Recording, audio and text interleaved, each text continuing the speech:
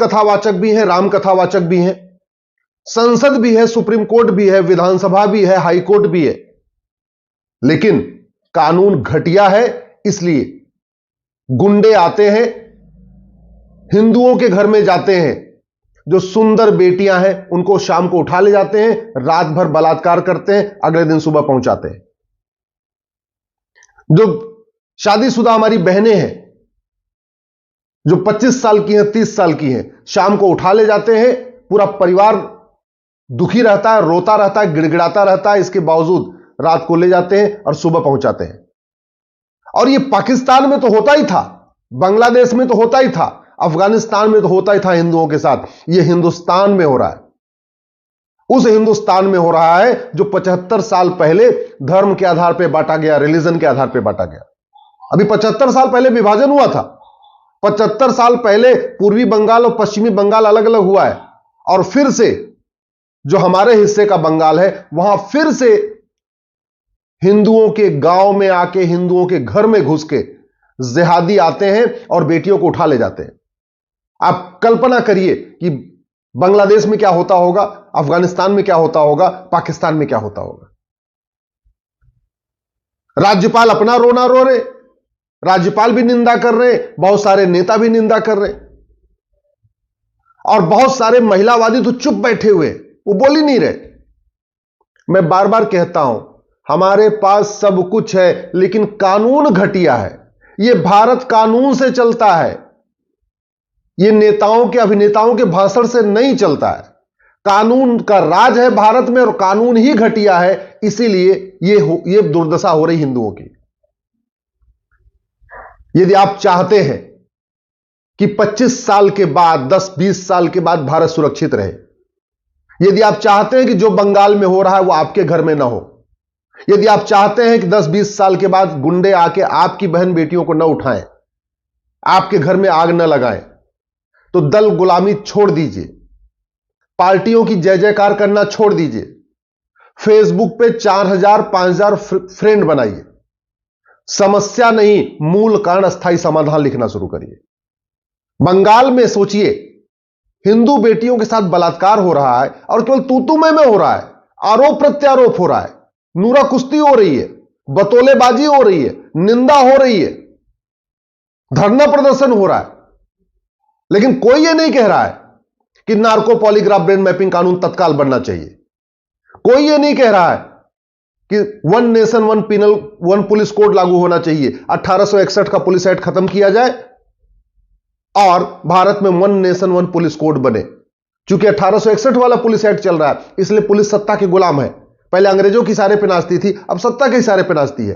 वो जो बलात्कारी हैं, जो आके हिंदू बहन बेटियों को ले जा रहे हैं, वो चूंकि सत्ताधारी पार्टी से है, इसलिए पुलिस शांत होकर बैठी हुई है। अरे अगर भारत को बचाना है, भारत की संस्कृति को बचाना है, सनातन संस्कृति को बचाना है, तो भारत में तत्काल one nation one penal code लागू करना पड़ेगा। ये जो 50-60 घटिया कानूनों का मकर जाल चल रहा है ना, इनको खत्म करना पड़ेगा। अमेरिका की तर्ज पे, जैसे अमेरिका में फेडरल पिनल कोड है ना, ऐसे भारत में एक नया भारतीय पिनल कोड, भारतीय दंड संहिता बनाना पड़ेगा, और सारे जितने भ्रष्टाचार अपराध के कानून हैं, जितने भी, उनको खत्म करके one nation one penal code लागू करना पड़ेगा। घूसखोरी, जमाखोरी, मिलावटखोरी, कालाबाजारी, नशा तस्करी, मानव तस्करी, हत्या, बलात्कार, अपहरण, जिहाद, मजहबी उन्माद, धर्मांतरण, घुसपैठ, सड़क के किनारे अवैध निर्माण, कालाधन, बेनामी संपत्ति, आयसरिक संपत्ति, ये सबके लिए एक कानून बनाना पड़ेगा।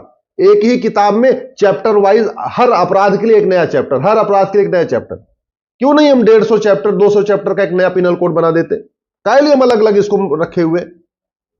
अगर वास्तव में अपराध खत्म करना है, तो भारत में हमें एक पुलिस चार्टर लागू करना पड़ेगा। पुलिस चार्टर का मतलब 1 घंटे के अंदर एफआईआर होना चाहिए और 1 महीने के अंदर जांच होनी चाहिए। अगर 1 घंटे में एफआईआर ना हो और 1 महीने के अंदर जांच न पूरी हो, तो सीधे सीधे कप्तान को सस्पेंड नहीं करना, कप्तान को टर्मिनेट करने का उसमें प्रावधान होना चाहिए। लेकिन पुलिस तभी जांच कर पाएगी 1 महीने के अंदर, जब नार्को पॉलीग्राफ ब्रेन मैपिंग कानून होगा। इसी तरीके से भारत में एक जुडिशियल चार्टर लागू करना पड़ेगा कि जज को 1 साल के अंदर फैसला करना ही करना है। अगर 1 साल के अंदर फैसला नहीं करता तो सस्पेंड नहीं करना, टर्मिनेट करना, नौकरी खत्म। बहुत है भारत में लोग जज बनने के लिए। कठोर कानून बनाना पड़ेगा, जस्टिस विद इन ईयर लागू करना पड़ेगा। और एक बात और, 75 साल बीत गए, आज तक किसी की नागरिकता नहीं गई, क्योंकि हमारा सिटीजनशिप एक्ट सड़ा हुआ है, महाघटिया है। हमें ये जो 1955 में सिटीजनशिप एक्ट बना था, इसको बदलना पड़ेगा। बलात्कारियों का, जिहादियों का, पत्थरबाजों का, अलगाववादियों का, आतंकवादियों का, माओवादियों का, नक्सलियों का, इनकी नागरिकता खत्म करने के लिए उसमें प्रावधान रखना पड़ेगा। मैं गारंटी के साथ कहता हूं, जिन्होंने बंगाल में यह काम किया है ना, उनकी 100% प्रॉपर्टी जब्त करिए, उनकी नागरिकता खत्म करिए, उनको आजीवन कारावास, फांसी दीजिए 1 साल के अंदर, दोबारा कोई जरूरत नहीं करेगा। जो आदमी पत्थरबाजी करे, जो आदमी जिहाद फैलाए, जो आदमी गुंडागर्दी करे, 100% प्रॉपर्टी जब्त करिए, नागरिकता खत्म करिए, सिटीजनशिप खत्म करिए उसकी, और डालिए उसको 50 साल के लिए जेल में, और वो भी 1 साल के अंदर। देखिए अपराध खत्म हो जाएगा। बाकी ऐसे कैंडल मार्च होता रहेगा, तू मैं होता रहेगा, आरोप प्रत्यारोप होता रहेगा, बतौलेबाजी होती रहेगी, इससे कुछ फर्क नहीं पड़ने वाला। आप सोचते हैं कि एनजीओ बना के सामाजिक संगठन है, तो पूरी दुनिया के सबसे ज्यादा सामाजिक संगठन भारत में है, दुनिया में सबसे ज्यादा एनजीओ भारत में है, दुनिया में सबसे ज्यादा कथावाचक भारत में है, दुनिया के सबसे ज्यादा महामंडलेश्वर भारत में है, दुनिया के सबसे ज्यादा आचार्य भारत में है। भगवान राम यहां पैदा हुए, भगवान कृष्ण यहां पैदा हुए, भगवान महावीर यहां पैदा हुए, भगवान गौतम बुद्ध यहां पैदा हुए, गुरु गोविंद सिंह जी यहां पैदा हुए, छत्रपति शिवाजी यहां पैदा हुए, और इसके बावजूद शाम को गुंडे आ रहे हैं और घर के सामने ही लड़की को उठा ले जाते, रात भर बलात्कार करते, सुबह पहुंचाते, पति के सामने पत्नी को उठा ले जा रहे। ये इस पर चर्चा नहीं होनी चाहिए। मुझे तो आश्चर्य हो रहा है कि सुप्रीम कोर्ट हर चीज पे सुओ मोटो लेता है, इस पे सुओ मोटो क्यों नहीं ले रहा है? इस पे संसद में चर्चा क्यों नहीं हो रही है? इसमें विधानसभा में चर्चा क्यों नहीं हो रही है? घटिया कानूनों पे बदलने पे चर्चा क्यों नहीं हो रही है?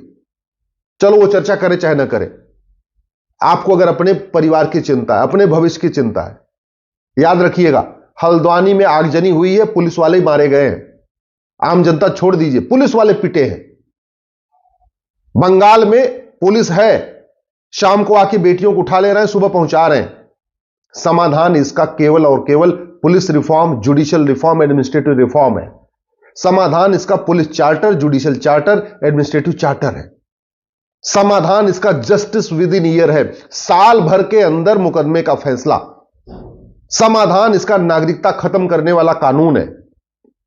समाधान इसका 100% प्रॉपर्टी जब्त करने वाला कानून है।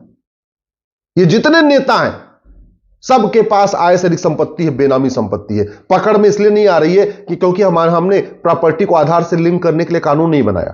प्रॉपर्टी को आधार से लिंक करने के लिए कानून बना दिया जाए, फट से पकड़ में आ जाएगा कि किस पार्षद के पास कितनी प्रॉपर्टी, किस सांसद के पास कितनी प्रॉपर्टी, किस प्रधान के पास कितनी प्रॉपर्टी।